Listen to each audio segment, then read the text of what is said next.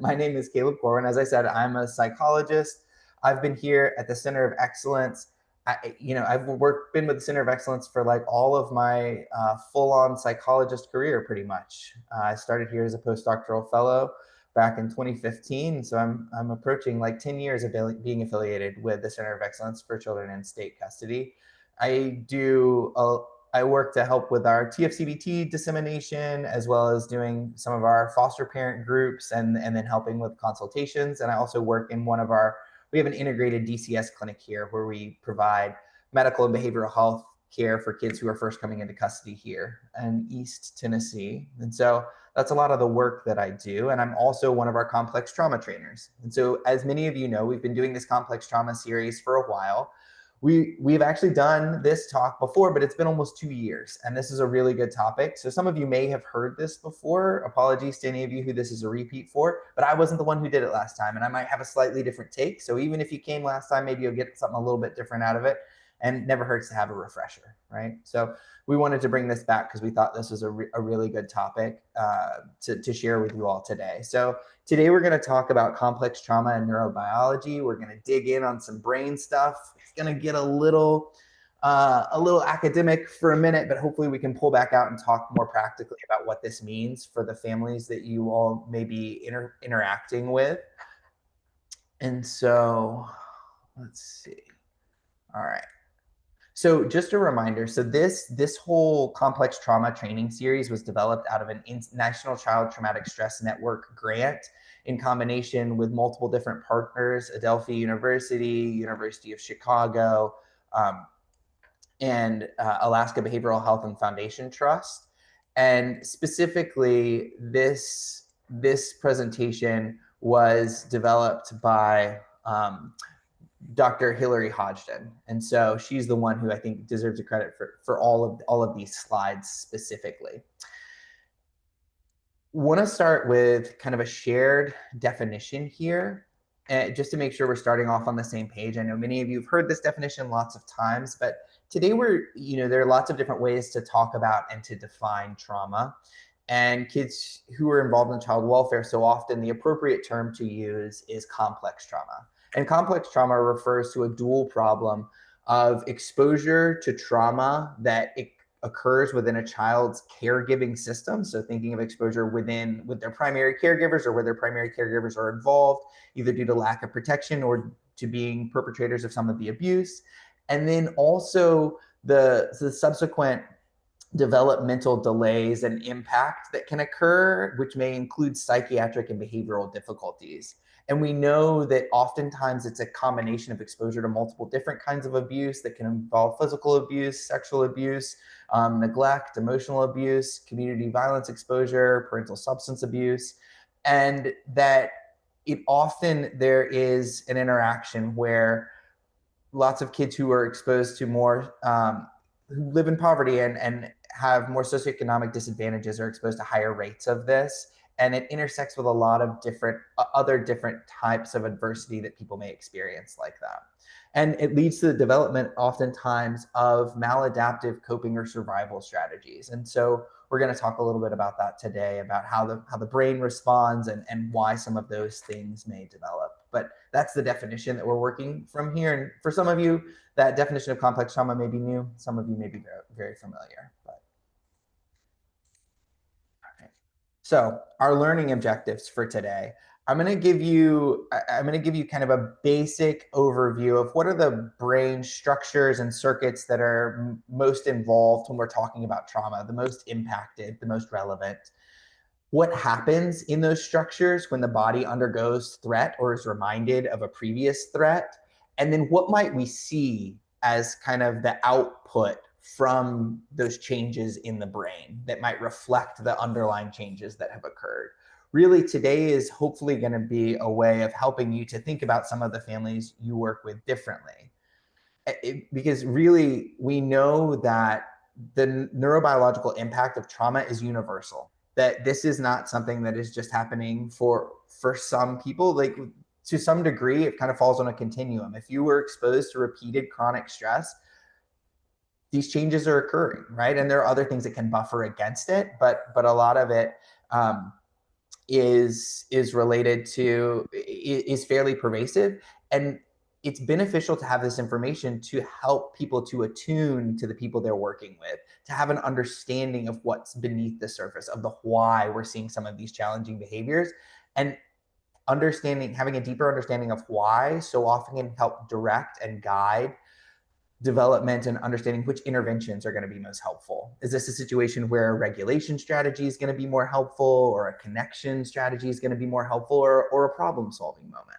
I see there's already a question in the chat. Would it always be the caregiving system? What about families in which one child has significant behavioral issues such as developmental disability or mental illness that causes harm to the other siblings? Well, so specifically here, we're talking, so that absolutely could be traumatic. What we're talking about here is complex trauma. So we're talking about related to trauma that results within that caregiving system. So that might be a situation that is traumatic, but might not fall under our definition of complex trauma. I will also say that what we're talking about with complex trauma and some of these changes is going to be related to the impact that other types of trauma have on the brain.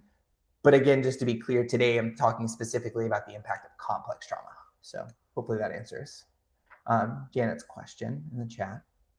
So we're going to dig in a little bit here and talk about the brain, right?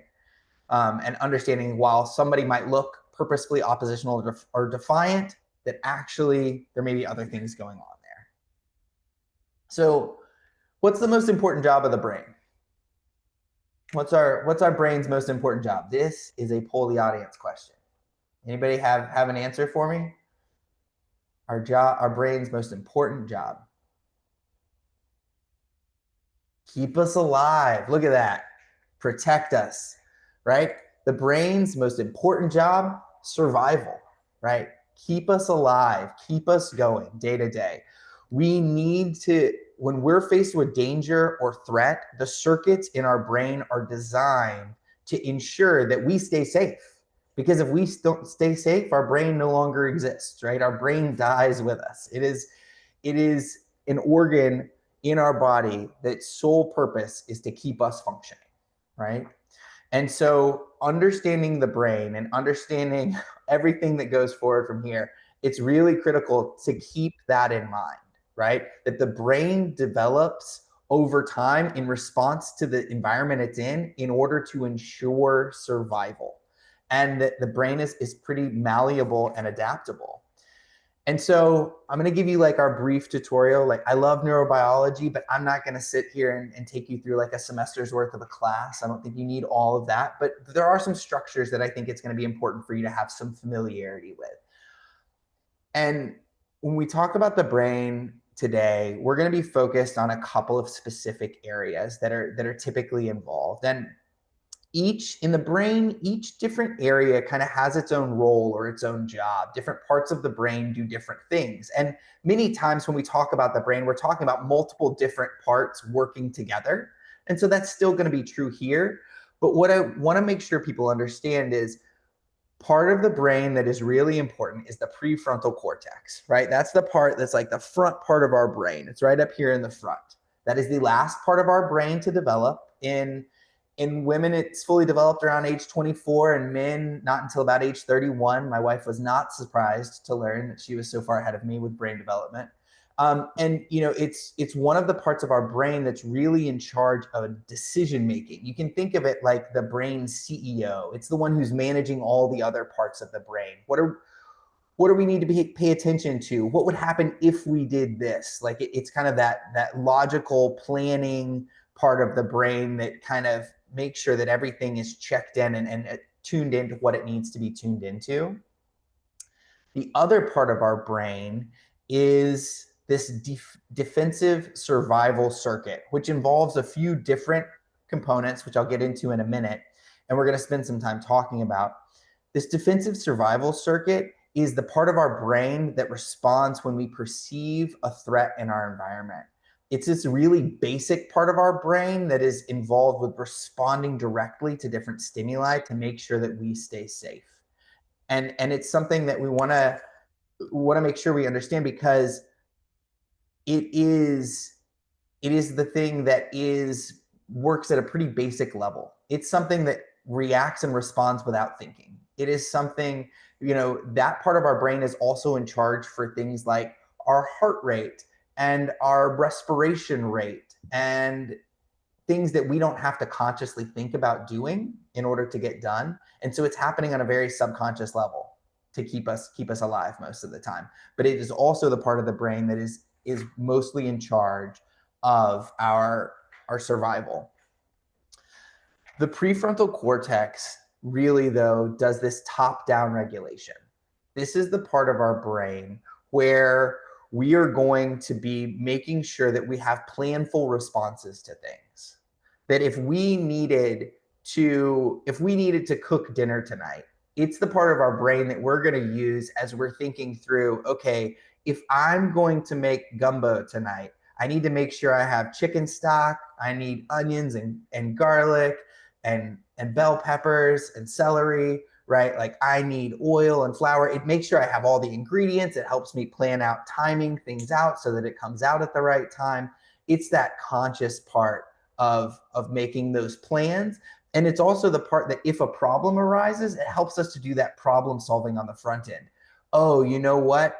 The bell peppers I have at home, they're not good anymore. I'm going to need to get fresh bell peppers because that's not going to work. Oh, the store doesn't have fresh bell peppers. I'm going to have to get frozen bell peppers, right?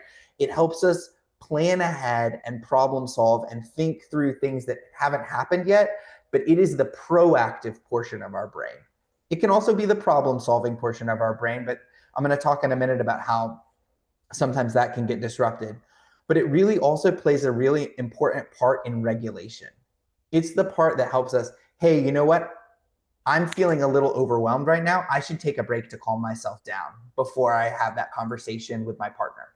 Because if I have that conversation right now, it might not go well. It helps us think through, okay, right now I need to take some deep breaths. This is the part that is helping us to do some of that regulation. And it's also the part that for a lot of our kids isn't fully developed yet, right? If we're talking about a 7-year-old, their prefrontal cortex is very much still growing. If we talk about an 18-year-old, their prefrontal cortex is very much still growing, right? This part of the brain, as I said, isn't fully developed until into adulthood. And so that's why we see 18-year-olds not always making the best decisions, right? And sometimes making some pretty short-sighted decisions, somewhat impulsive, and yet developmentally appropriate at times for some of them.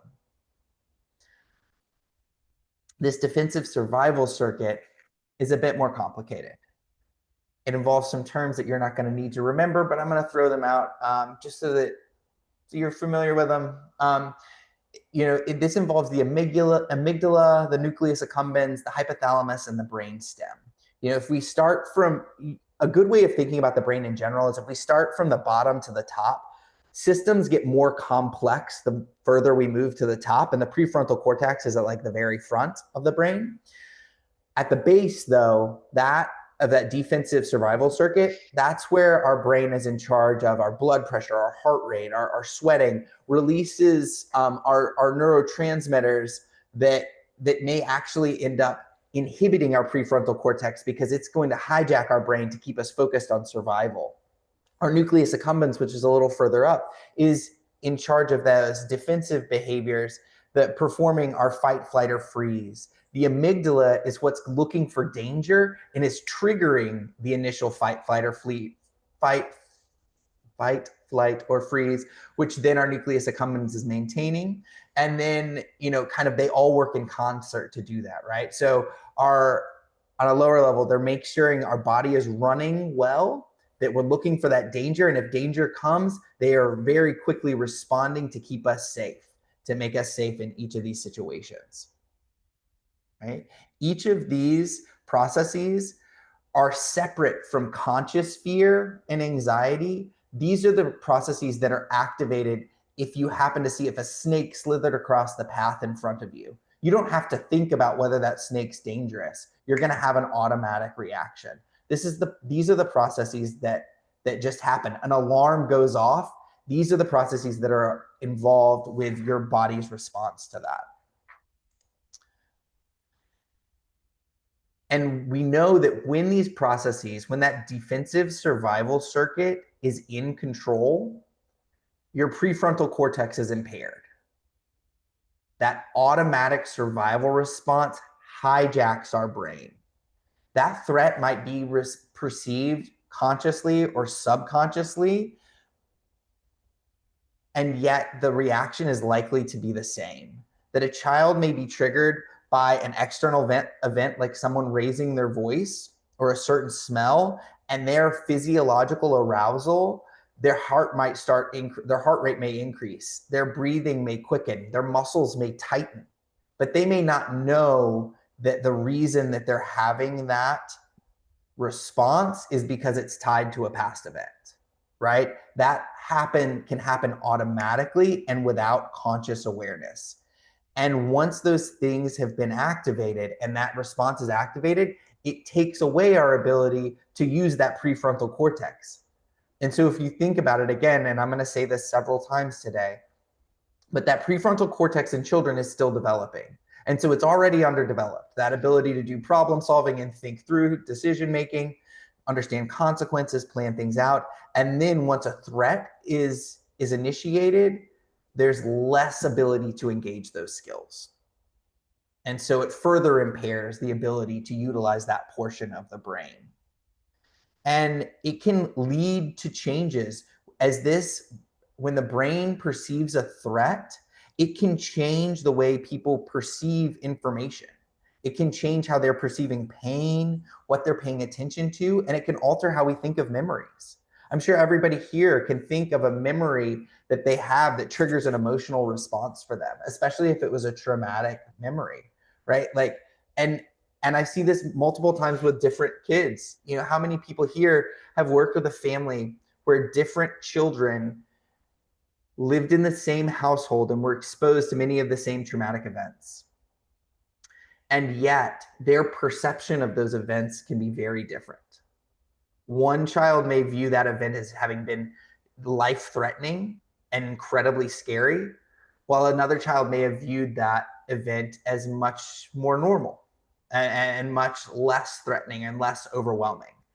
I think about this too. Like if you think about somebody who is used to driving really often and drives all the time versus a 16-year-old driver, and you're getting on the interstate for the first time with a 16-year-old driver, and they may get on the interstate, and due to the anxiety they have getting on the interstate for the first time, they may walk away from that event saying, that was terrifying and I almost died.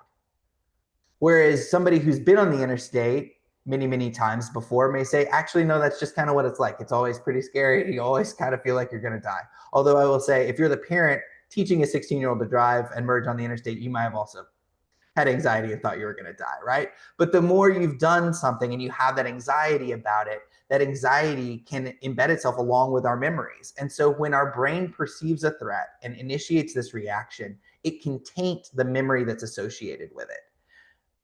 And it also can inhibit our ability to think rationally and use all of our brain in that situation. Who here has ever been in a really incredibly stressful situation and had a response only to later go, oh man, I should have done this instead. That would have made way more sense, right? Once you're calm, it's easier to think of more solutions because we have access to more of our brain. And that happens a lot. And there are a lot of reasons for that. Part of it is because our body needs this fight or flight response to keep us safe. That the priority is that if something dangerous is happening, our body needs to run away or be able to fight what's going on in that situation. And because it's pretty critical that our body is ready to move, right? We need that fight, flight, or freeze. Our stomach doesn't need to digest food. So what our body does is it stops secreting the enzymes we need to digest food. Our body doesn't need to fight off a cold or the flu, so we stop releasing as many antibodies to fight illness. Our body does increase its inflammatory response because if we get injured or cut, we need to protect that body part pretty quickly. We need blood to get to all of our muscles. We need a lot of oxygen to all of our muscles, so our breathing is going to quicken. Our body prepares us, and again, automatically, you're not telling your body to do this, but when it's triggered, your body has this automatic response, and that fight or flight increases, and that rest and digest process that happens when we're calm gets turned off. And this can look a lot of different ways. Some people, we talk about flight, flight or freeze, and everybody still kind of has their own pathway of going through these. And it depends, it's situation to situation. But freeze is typically the first reaction that happens when a threat is detected. Even if somebody is triggered to fight or flight, they usually freeze first. Usually there's an initial pause that is scanning the environment, is your brain scanning the environment for additional danger. You're aroused and your body starts to spring into action. And at the same time, your brain is trying to see, like, is this a real threat? Is this something we need to activate further or not? Oftentimes you see this like with animals, right? If you creep up on an animal like a squirrel in the woods, you'll see them stop, right? And they're not actually frozen. They're not like those fainting goats, which do like faint and flop over, and that is hilarious. But usually what's happening with that squirrel is it's having that freeze response. It's pausing and its body is scanning to see, are you actually a threat? Do I need to run away? Do I need to get up the tree? Or are you just some clumsy human who's making a bunch of noise in the woods and you're not going to bother me, right? And so we see this in animals, and it also is happening in us. It's that first response. The second response is typically this fight or flight. After freeze, you can typically go into one of these two. And during fight or flight, that is when our prefrontal cortex is the most impaired, because you are springing into action. You are keeping yourself safe. You are trying to survive. And it can lead to feeling overwhelmed and feeling trapped, because you're locked into this response that hasn't always necessarily been thought out.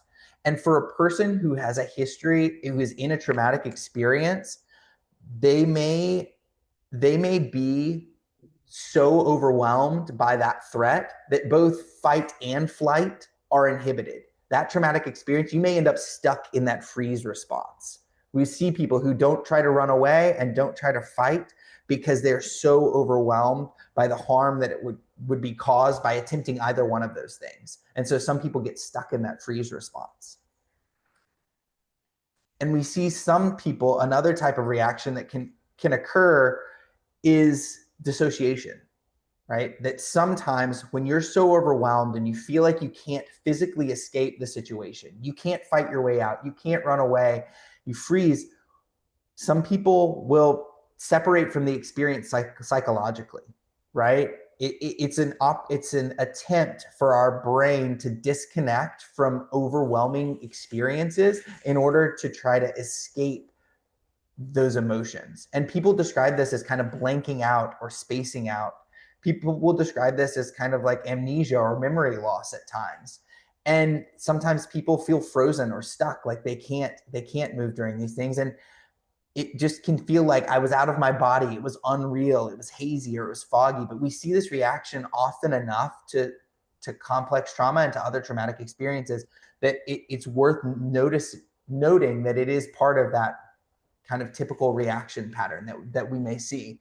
And we may see this when people are triggered again later. I will often hear kids saying, I don't know, I just blacked out and responded.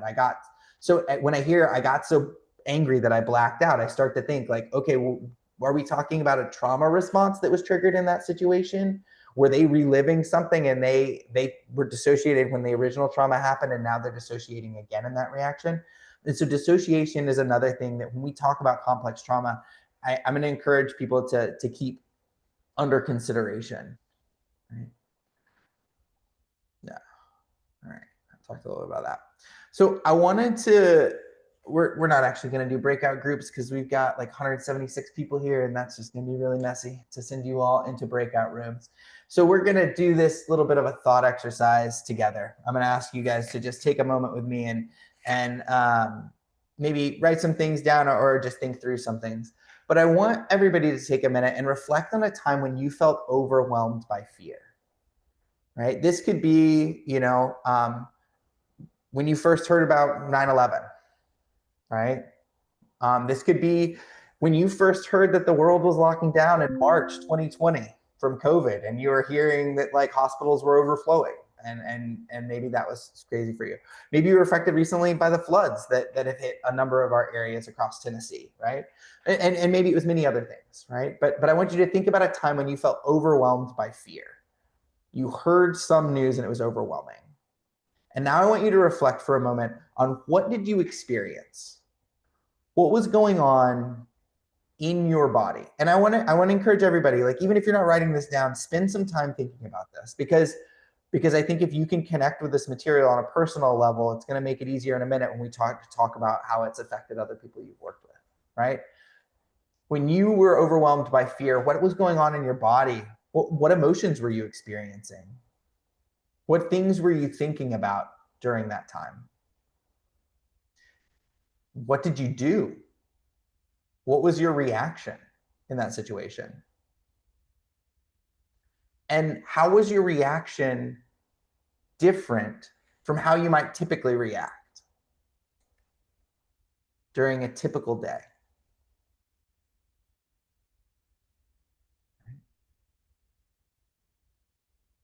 I'm curious, and I might ask one person if they're comfortable sharing. And I'm going to be clear. I don't want to encourage anybody to share their own traumatic experience, even though I know there may be people who on here who have experienced different traumatic experiences. But what I'm curious if anybody is willing to share is anybody willing to share how their reaction to a trauma was different than how they might have typically reacted in that situation? Anybody think? And I can share temporarily, right? Like, I remember being in high school when 9/11 happened. Growing up in Western North Carolina, that was like not something that was on my radar that could happen. And all the TVs in the school got turned on, all the news coverage was on. Not the most trauma-informed approach maybe by the school to like expose us to all the news coverage of that. But at the same time, like, we were fascinated, we were talking about it, we were all scared.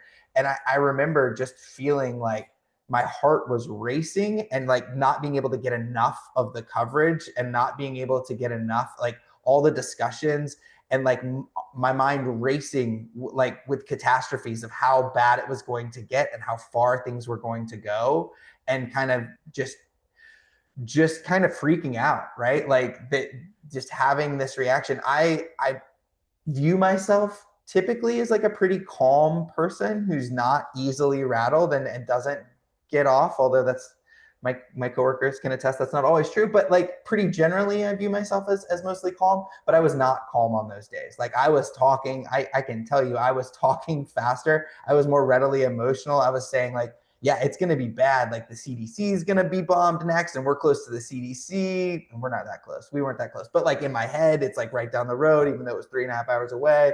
Like, I was and I that's not typical thinking pattern for me, right? Anybody else have any experiences like that? Or anybody else willing to share how their reaction may have differed from how they were in a typical day? I have a simple one. I was at the beach and sharks are a fear of mine. And was with my son on the second sandbar, and he was probably 6 years old, like young. I saw a fin and panicked and just took off. I left him on the sandbar yelling, "Run, Braden, run."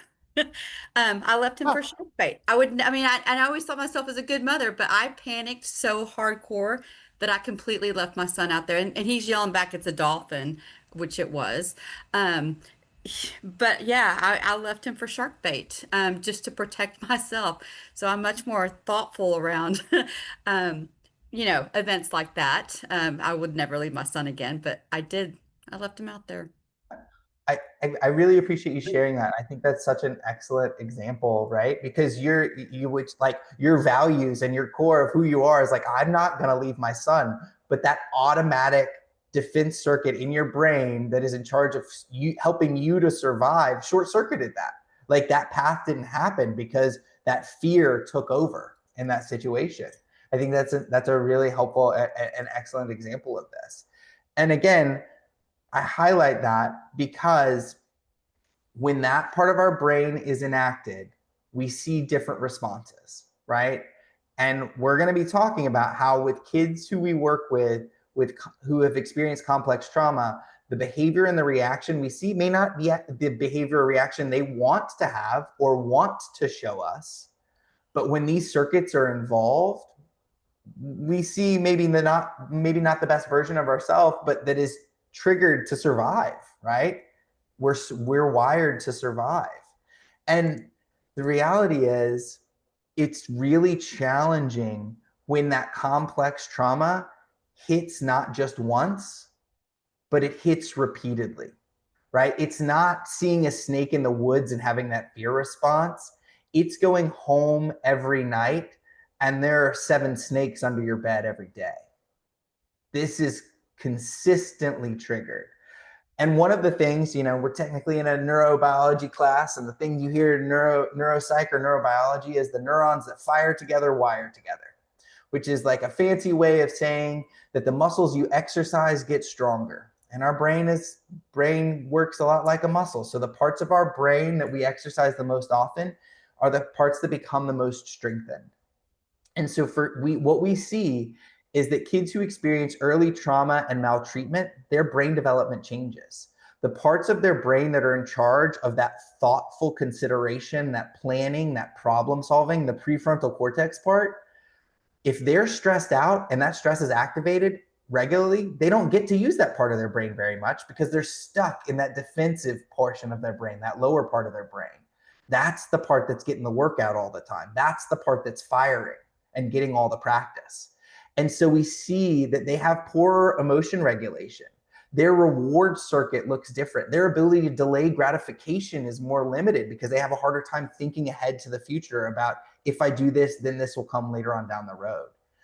And because that lower part of the brain is activated so regularly, we see that they're actually really good at picking out danger. Anybody who's worked with a kid who's like actually pretty good at picking out people who might be sketchy or a threat to them in their environment, and sometimes too good, right? Sometimes they're detecting a threat where it's not, and we see that, this hostile attribution bias, where they see even neutral faces as threatening. But oftentimes they're pretty cautious of like, that person looks safe, that person doesn't look safe, because their brain is so trained to look for those threats. They have done that over and over and over again. And their brain is also really good at triggering that defense response. Their brain goes into that defense, that hyperactivation, really easily because it has happened over and over again. Because they have had that, the more we trigger that response, the more quickly our brain and our body can access that response. If we're used to being stressed out, our body gets really good at being stressed out. If we're used to being relaxed all the time, our body's pretty good at being relaxed. And so it's one of those situations where we have to think about how from an early age, the experiences that we are living through are paving pathways to different responses and different ways of experiencing the world. And if the pathway that is paved is things are dangerous and things are threatening and adults around me don't take care of me, then that's the pathway that's easiest to access, even when you're in a safe place where the adults are being supportive.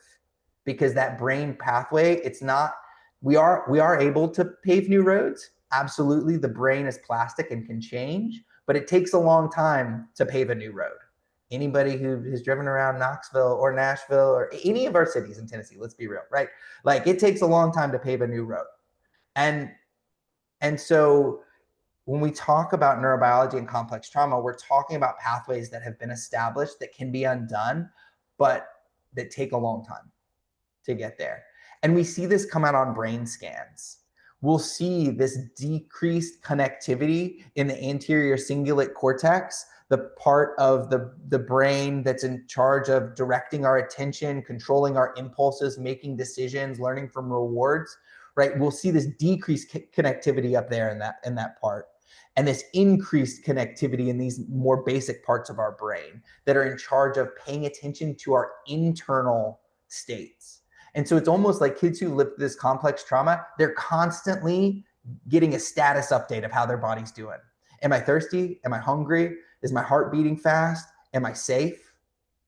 How many of you have seen kids who are constantly looking for, they've just had a meal, but they're constantly looking for food. They want to know when the next meal is and the meal after that and what the 2 snacks are they get to have in between.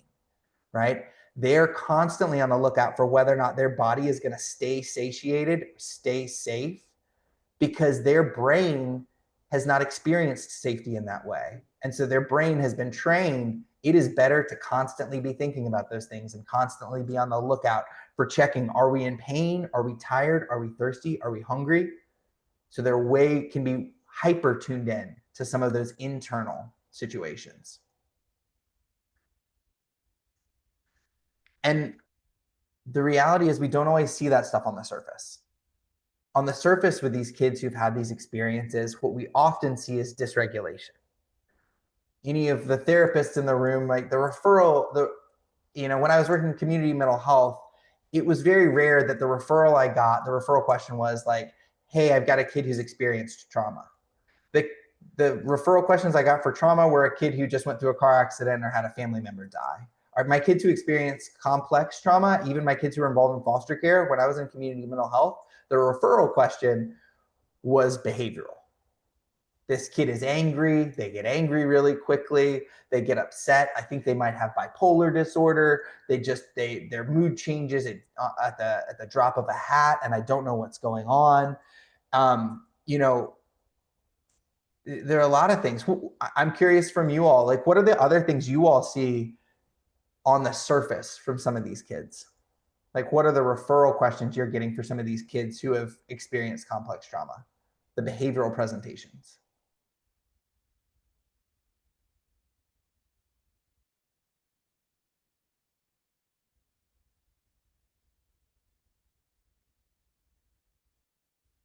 Autism, yeah,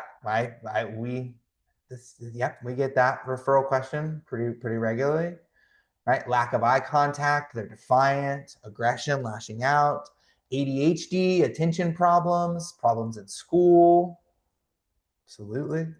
Yeah, running away, substance use, for sure, withdrawn, shutting down, self-harm, absolutely.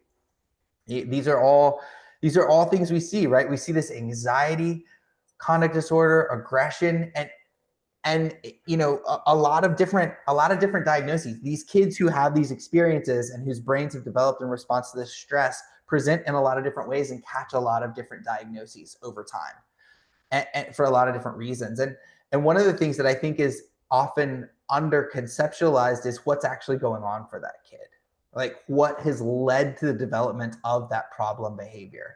And I think for anybody here, anybody who's been trained in ARC or is familiar with kind of the zone of tolerance, window of tolerance, this will be familiar. I think it's a really helpful way to think about kids in general, but especially those kids who've been exposed to complex trauma and are struggling with that. And it's important to think about, we're talking about here is we all have this zone of tolerance, or kind of like a zone where we're maximally impactful. Like when we're calm, curious, collected, we have access to all of our brain. We all have a point at which we might get triggered and go into this hyper arousal state where our fight or flight response might come, where we have higher energy, we've got anxiety, we're activated and we're talking more. You talk to me in the midst of an LSU Florida game. I'm a big LSU fan. Like I am hyper aroused when we're losing to the Florida Gators. As Tennessee fans on here, right, you might be able to relate to that. It's never a fun experience, right? And I might say things I don't mean or be more activated or be jumpier than I might normally be in that situation. We also, though, can be triggered to get down-regulated. For kids who have a tendency to shut down or a tendency to dissociate, we might see that triggers them to get out of their window of tolerance by down-regulating, where they might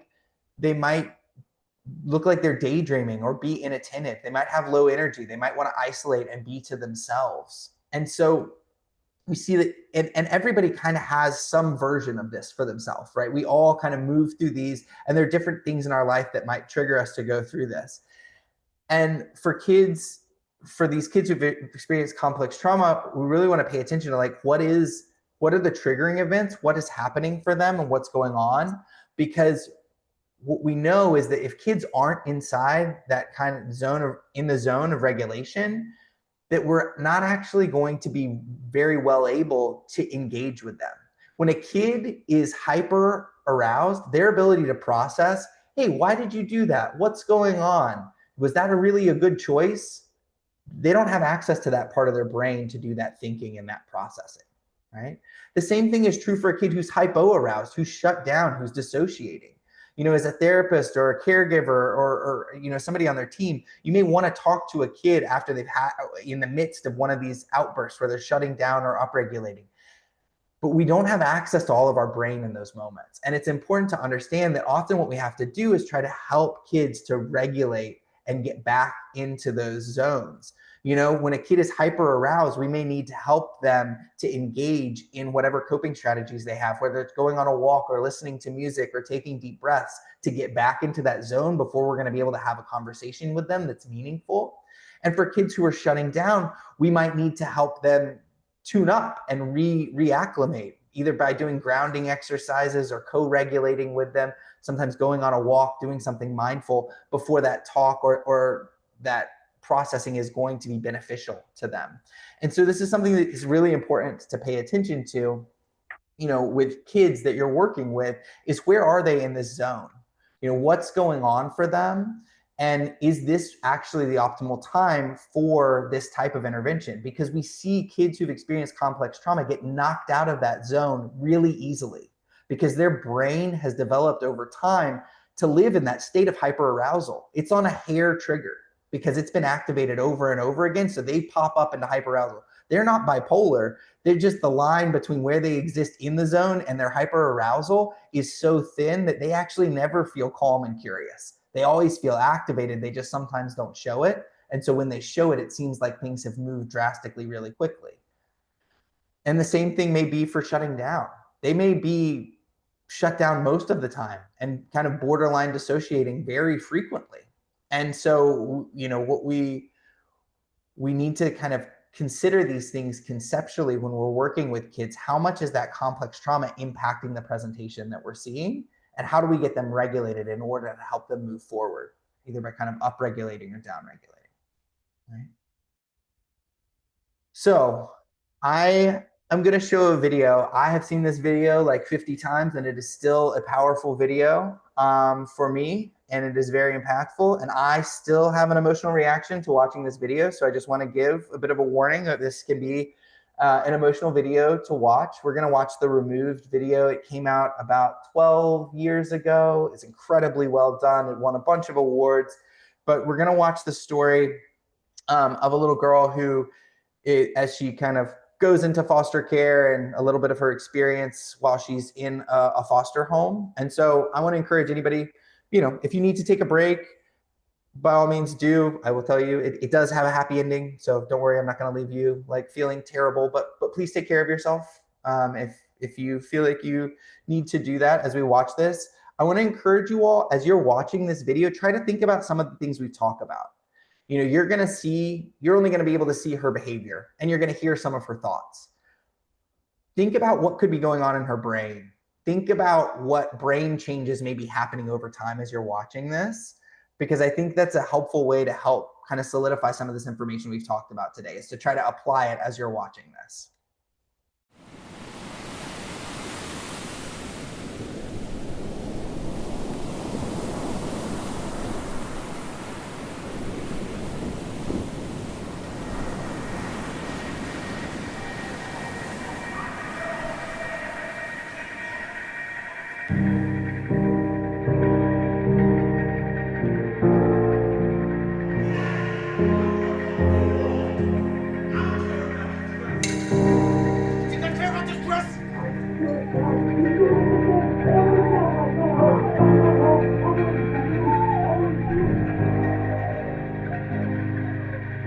Sometimes someone hurts you so bad. Do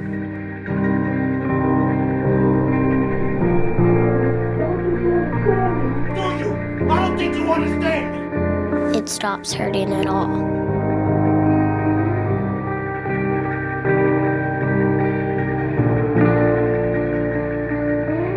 Until something makes you feel again. And then it all comes back. Every word, every hurt, every moment. How could you ever understand where I come from?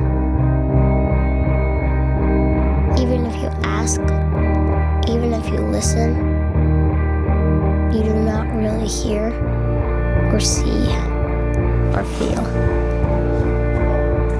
You don't remember my story. You haven't walked my path. You haven't seen what I've seen.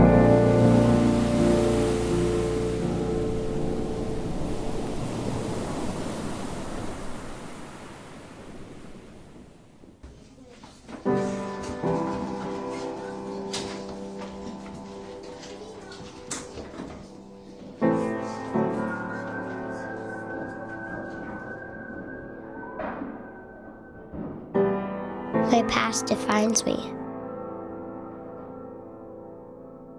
This is who I am.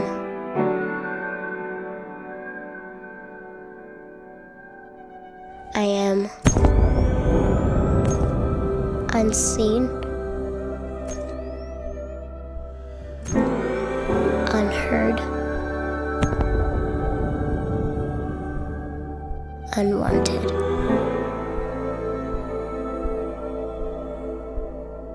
That is what I am, if even I am anything.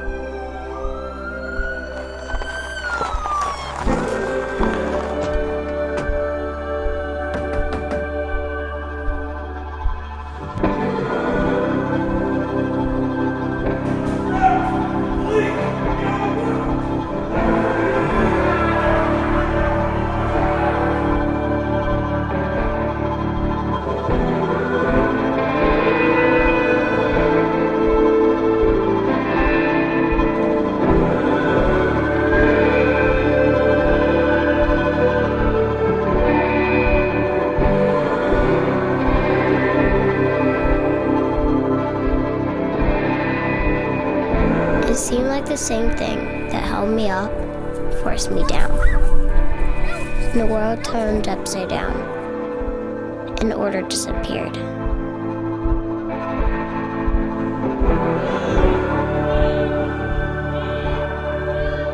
Nothing was how it was supposed to be.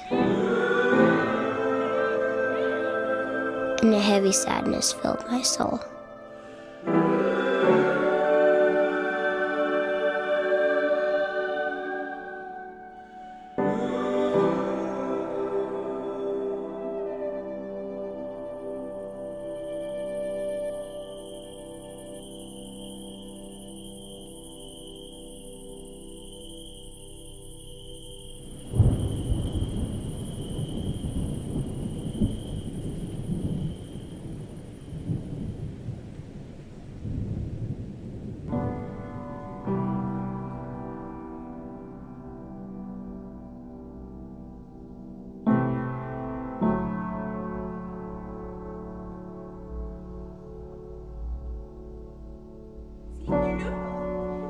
Deeper and deeper I fell within myself.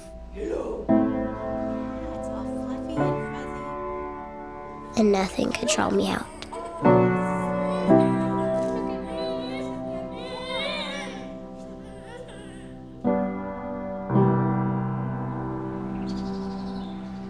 Trapped in the misery of my life. Lost in the sorrow of my soul.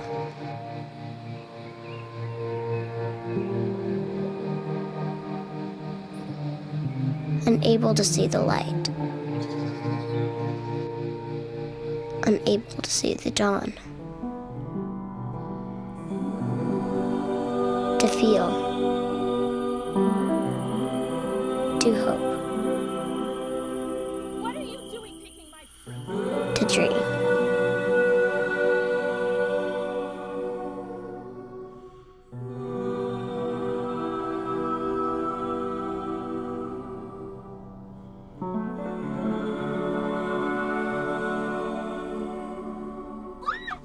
And I found the darkest days of my life kept coming.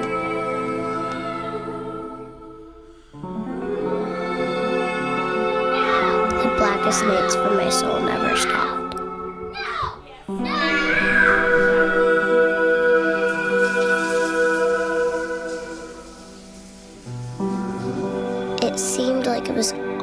nighttime and nightmares and never morning. And maybe you wonder why, but mostly you try not to think about it and try to get by and try to survive. And all the other stuff seems so much like nothing compared to just wanting the most important things back again.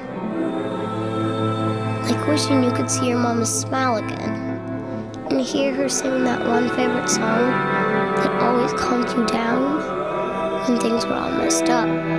Or if you couldn't have her back, at least get to take care of your baby brother. 'Cause you know he needs you, and he's gonna be so scared all alone. And who's gonna hold his hand and whisper it'll be all right to him? And who will whisper it to me?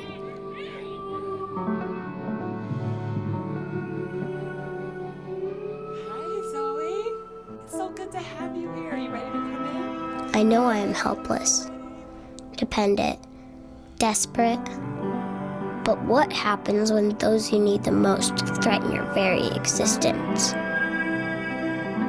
I've heard plenty of promises, and they all sound the same. But push hard enough, and sooner or later, they all prove to be empty. The sun comes up every morning, but do you know where? Each place it's somewhere different. It's hard to find east when you keep moving around. But at least it comes. It always comes. I've come to depend on that.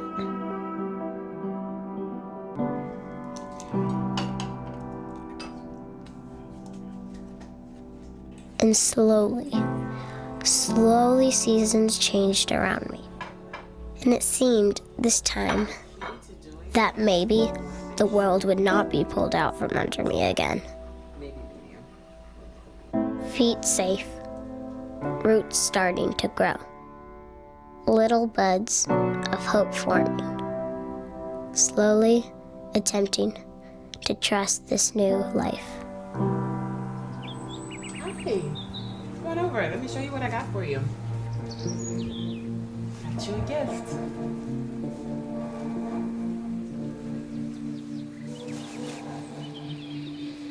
I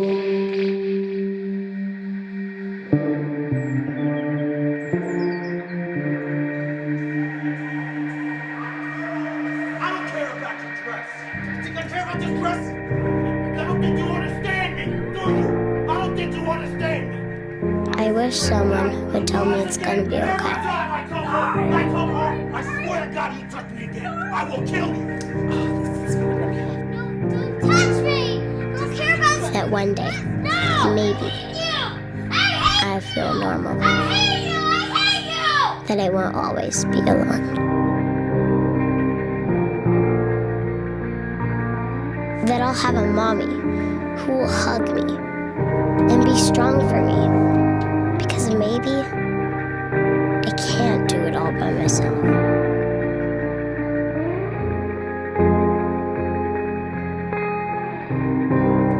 Hi, yes. I'm calling to let you guys know that I have room for another placement. Thank you so much. Yes. I'll do it all. Okay, make sure you.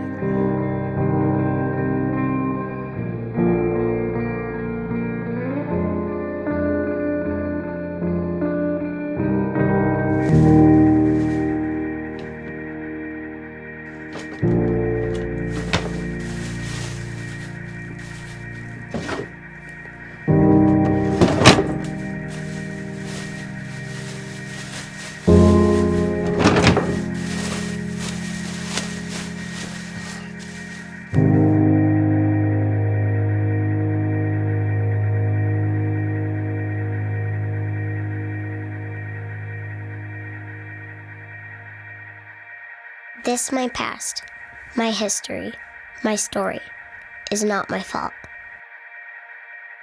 It's not because of me. And doesn't have to be what defines my future.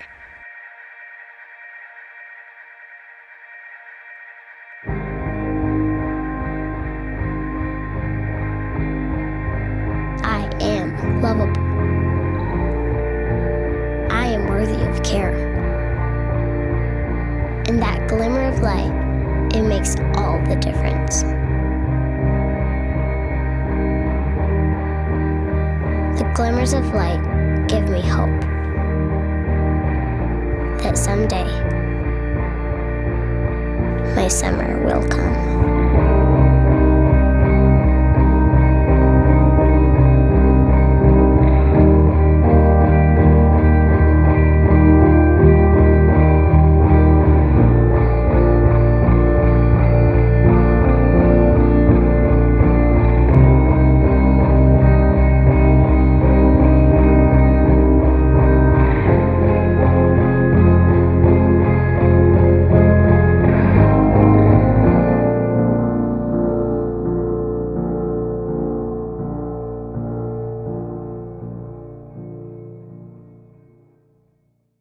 For a second, like where's your energy? Like what's coming up for you emotionally in response to that video? And again, not to share out, but just to think to yourselves for a second and reflect on that, because it's heavy, especially for anyone who's kind of doing this work or living this life. I saw you have some foster parents in here, which I'm sure it hits differently for. Yeah, I mean, there's a lot. And I am curious if anybody does mind sharing, like what stood out most to you in this film?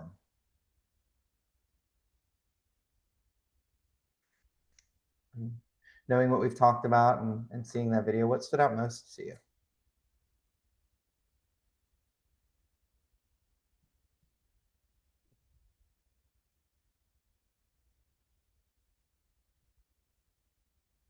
Anybody feel comfortable sharing? I mean, there are a lot of takeaways, and we could sit here for like an hour and a half breaking it down. Oh, there we go. I see some people in the chat. Continuous self-talk about how like that negative perspective of her future. Yeah. Yeah.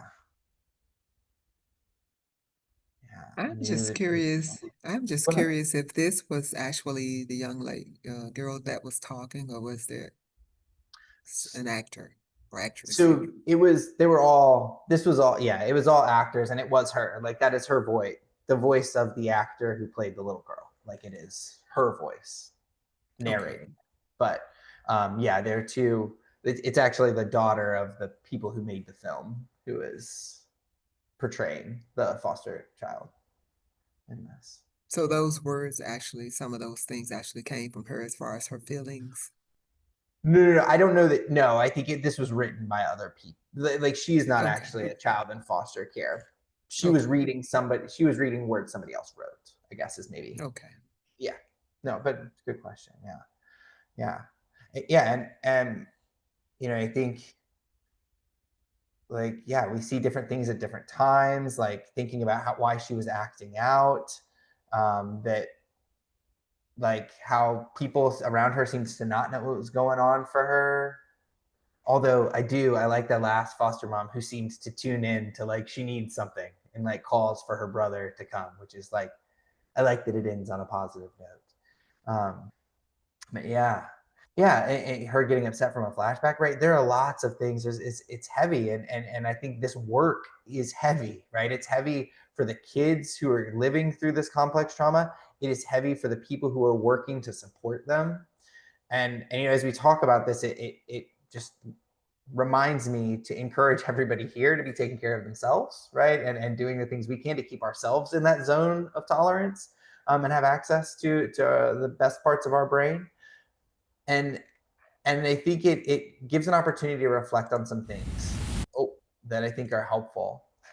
And one of the things that I want to highlight here, and again, we could highlight a lot of things, right? But we see this response in her, right? That there is the threat of this male figure threatening her mom, and we see her freeze in response to that.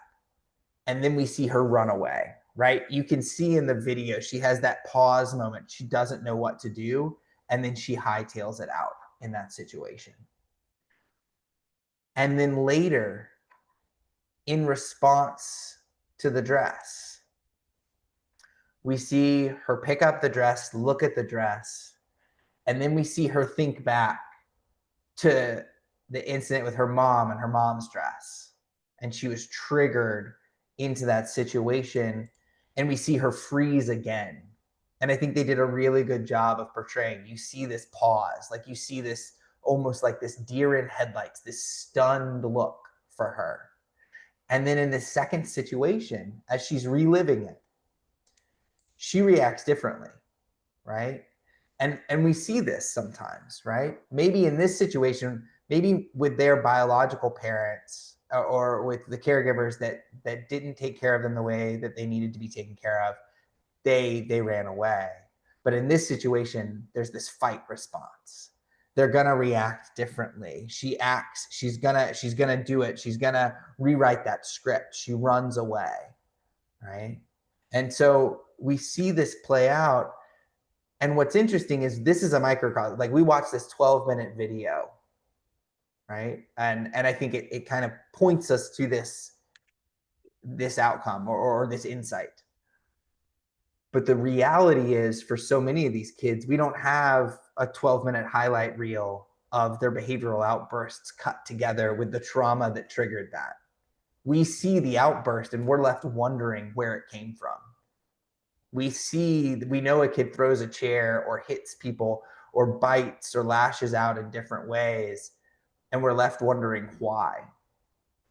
And one of the things I want to encourage is just understanding and the potential benefit for you in your variety of different roles in considering for kids who have a history of complex trauma, that some of these reactions that don't make sense might be attributable to experiences that have happened in the past, and how might those things be related?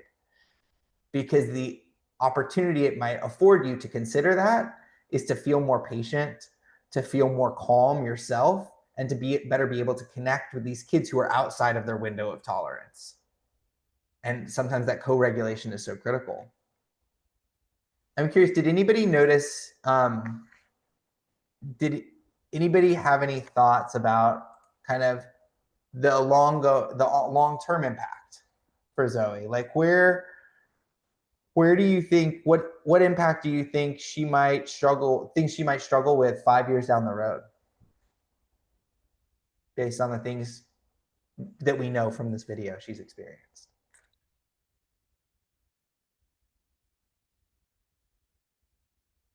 Commitments. She's going to trust. struggle with just relationships in general, whether that be like romantic relationships with authority figures.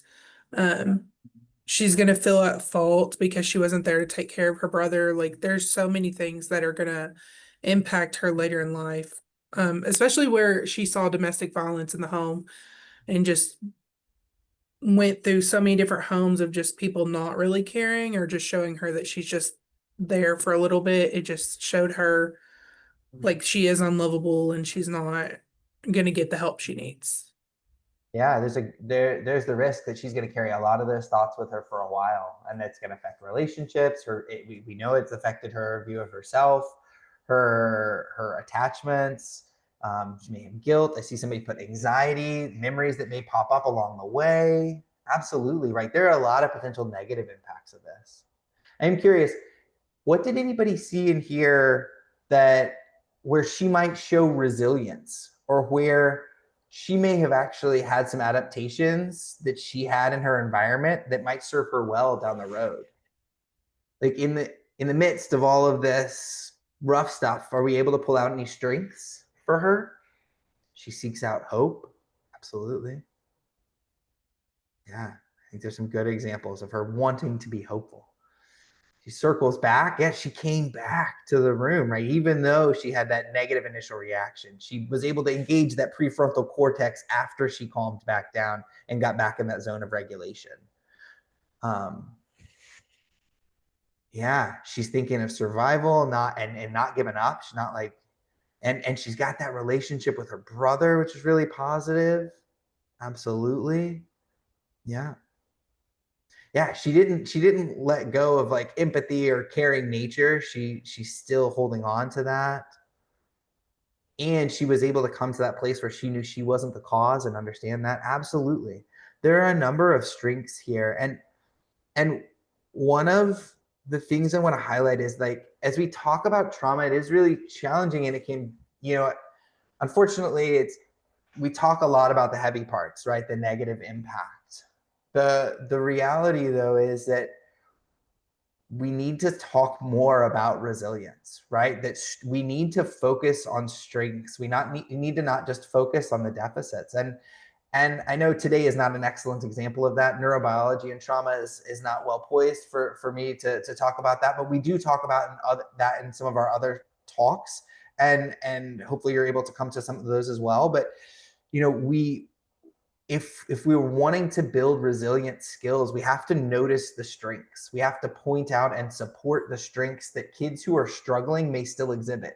Yes, the kid threw the chair and got expelled from school, and that doesn't mean that kid doesn't have strengths in other areas. That doesn't mean that they're not able to make peer friends. That doesn't mean that they're not really good at art. That doesn't mean that they don't really care about animals and look out for animals, right? Like, we need to look for those strengths if we want to help kids to build those new pathways in their brains, because that sense of self-worth comes from so often is kind of melded by outside input, people showing an interest and pointing out the things that people are good at, right? And yeah, Angie put in the chat, that resilience is built by people who believe in you, right? That positive regard. And I think, it's really important to keep that in mind as we have this discussion, or as we're talking about these things. So I want everybody to take a minute, and again, we're gonna not break into groups, but I want everybody to just take a minute to think about a child or a youth or a caregiver that you've worked with. Think about somebody you've had an interaction with that you think maybe was exposed to some type of complex trauma. And I want you to just think for a minute about, can you think of any examples of when that person was triggered and their neurobiological response took over, where they had that automatic reaction, where maybe their brain was reacting and doing its job to help them survive, but not really doing its job to help them make the best decision?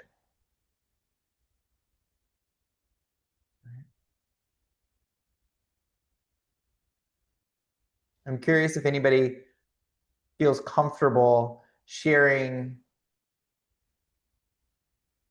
an example of that, not personally from themselves, but some kind of response that they saw that they're able to understand as that person being triggered and their brain trying to keep them safe, kind of that survival override taking over. Hey, this is Taylor. So I had recently an interaction with a client and their family member, and the conversation between the client and the family member started out with like a sibling leaving dirty clothes, and the client became upset that the caregiver was going to go pick up the dirty clothes instead of making the sibling pick it up themselves. And it turned into the client screaming and discussing about how she felt like the caregiver never really defends her or stood up for her, protected her, and eventually went into like something that happened when they were 10 years old. And it just spiraled into like a huge lifetime of just telling them that they never felt protected or defended by them. And it started with that one thing. Yeah, I think that's a great example, right? Of kind of one small slight, one small seemingly small unfairness, right? That and we see kids get hung up on unfairness, especially where kids have experienced like legitimate unfairness in their upbringing, and that leading to all this stuff coming up, right? Of trying to fight for that fairness, because for them that fairness may not just be keeping it fair, but it may be survival, right? Somebody to look out for them and protect them and keep them safe. Thank you for sharing that, Taylor. It's a good example. Okay. Again, I hope that for everybody here today, you're able to take some part of this away in not that you remember what the amygdala does or that the prefrontal cortex develops later, although that's awesome if you do take that away from this. But my hope is that you take away from this that complex trauma impacts the brain, and that the survival strategies that people develop as their brain's trying to keep them safe in response to trauma often lead to problems down the road that are not manipulation or volitional. They're not intentionally done to make people mad, right? Like they usually they're done out of a need to survive a previous situation and being able to reflect on some of those things. And so I want to encourage everybody to just take a minute to yourself. And I'm not going to ask anybody to share this out necessarily unless you're comfortable with it. But just kind of, it could be for yourself, but take a minute to reflect on like one thing that was a new thing you learned or an aha moment, or a way that you feel like you're going to apply this knowledge. And you can share it or not. And then also want to take this as a moment to invite people, if anybody has questions about anything we talked about today. I want to encourage people, if you have a super personal question about a very specific situation, I encourage you to reach out to me. I'll put my email in the chat. I'm happy to try to answer that later. We have 168 people on here. So if it's a super personal question about you or a specific thing, please ask it later. But if you have any question about these topics that we've discussed today, please put it in the chat or unmute. Somebody put in there. Make sure you're regulated when working with youth with trauma, and that building resilience is important. Man, I love that takeaway. It's great. That is important for all of us. Yeah.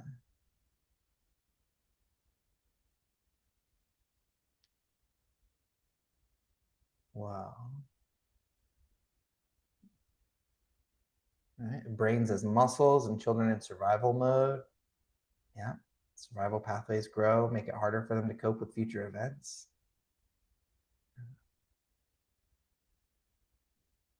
Yeah. Yeah. Don't expect kind of a quote unquote normal response when you don't know or understand their past trauma, right? What's a normal response for them may look very abnormal to us. Absolutely. Yeah.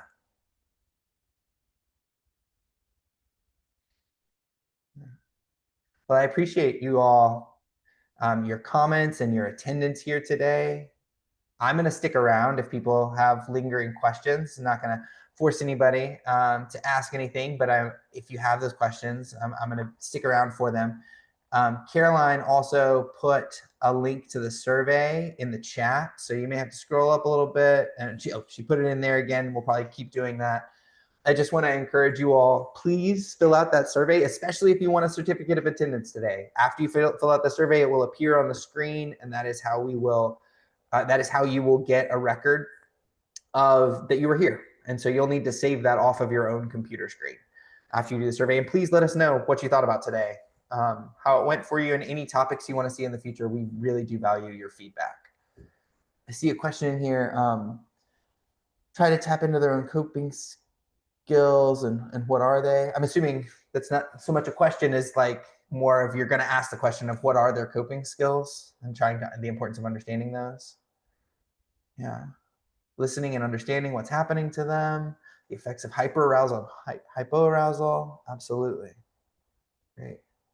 Well, it sounds like you guys hopefully had some meaningful takeaways. I really appreciate everybody being on here today, especially all the cameras turned on. Y'all are great. I think honestly, out of all the ones we've done, you guys get the highest grade, like highest percentage of cameras on. So like you're an A+ crowd. I have really appreciated everybody coming in, and many familiar faces. Repeat customers. It's great. Thank you all for joining us today. I hope you all will join us next time. I can tell you what our topic. It's disaster recovery in children and families.